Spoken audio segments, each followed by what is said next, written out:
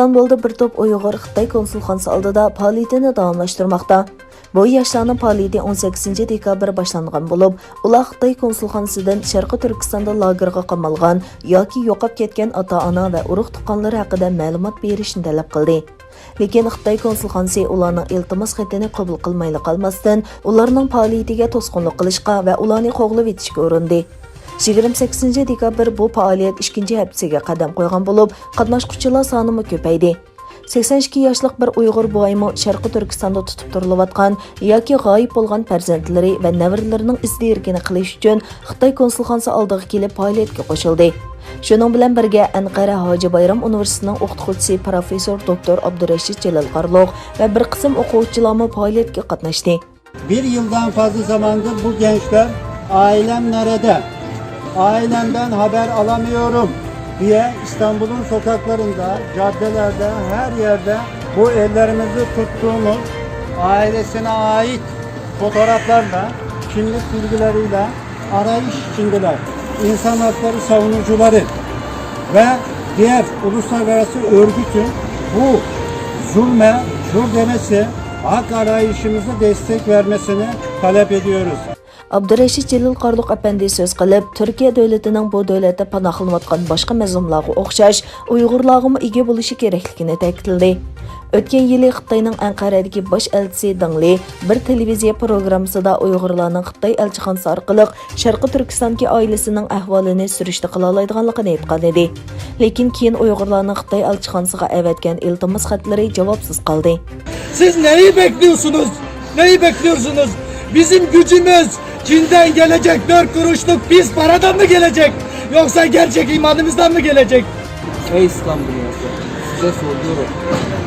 Sizdeki Çin korkusu Allah korkusudan daha mı?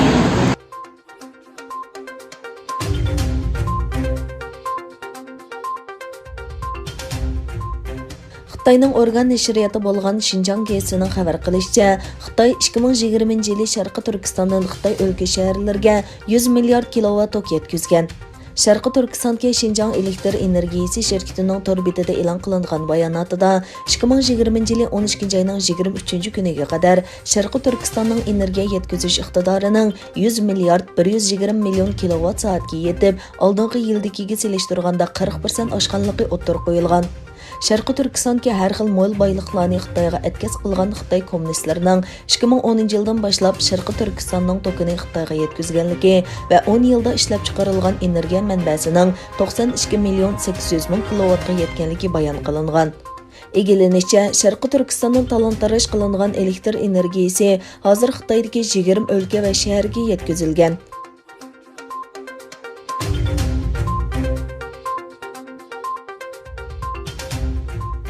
Xitoydagi puhraviy muxbir Jang Jan Uxandagi yuqum ahvolini xotirlaganligi va xabar qilganligi uchun jamiyat tartibini qalaymuqallashtirish va qutratqulik qilish jinoyati bilan ayblangan.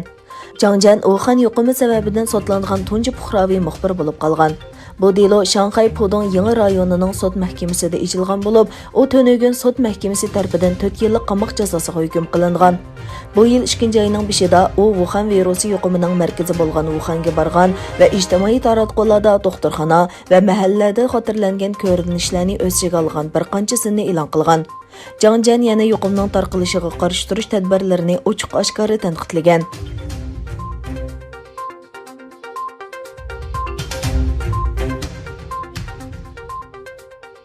Xitoy moliya boshqarish tarmoqlari danglik korxonachi Mayunning cho'mili guruhini ziyorat qilib, 5 turlik tuzish planini ishga oshirishni talab qildi.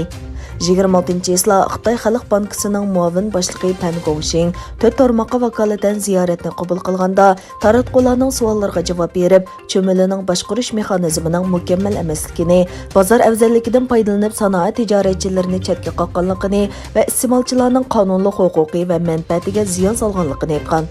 Xitoy nazorat qilib boshqarish tarmoqlari 12-oyning 24-kuni danglik korxonachi va milliarder Mayunning ilgaridagi elektronlik savdo magnati Alibaba guruhi pay kontrol cheklik shirkati va pul muomala magnati cho'mili guruhidan iborat 2 cho'ng shirkatga qarata tadbir qo'llanganligini e'lon qilgan.